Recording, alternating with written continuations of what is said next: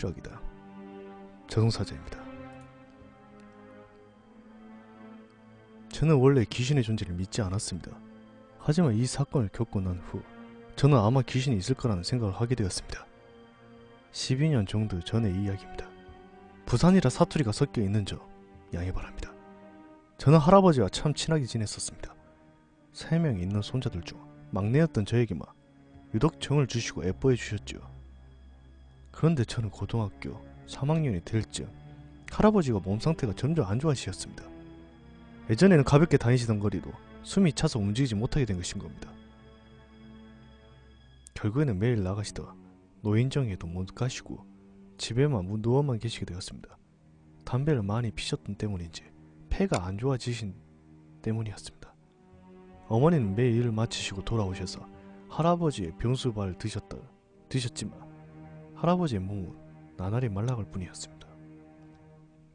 그러던 어느 날 야간 자율학습을 마치고 집으로 돌아오자 할아버지께서는 이미 돌아가 계셨습니다.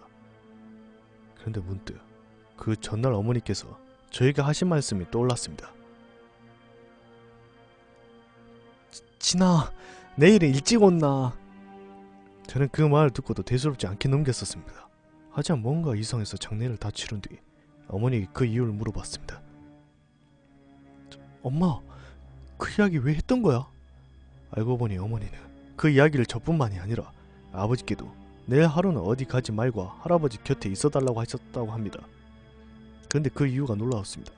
할아버지가 돌아가시기 전날 저녁이었다고 합니다. 어머니께서는 부엌에서 설거지를 하고 계셨다고 합니다. 참고는 싱크대는 할아버지의 방문 바로 옆에 있었습니다. 할아버지는 침대에 누워 발 쪽에 있는 TV를 보고 계셨다고 합니다. 그런데 갑자기 할아버지께서 어머니를 부르셨다는 겁니다. 애미야.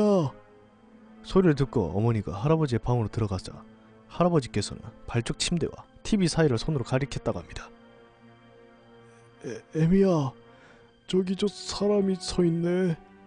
누구? 네? 무슨 사람 말입니까?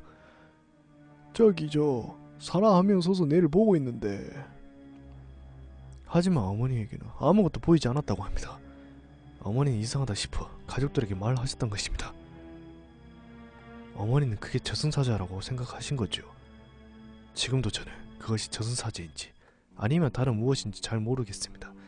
하지만 그 일 이후 저는 귀신의 존재를 부정하지 않습니다. 지금도 귀신 같은 것을 본 적도 없고 가위 같은 것에 눌려본 적도 없습니다.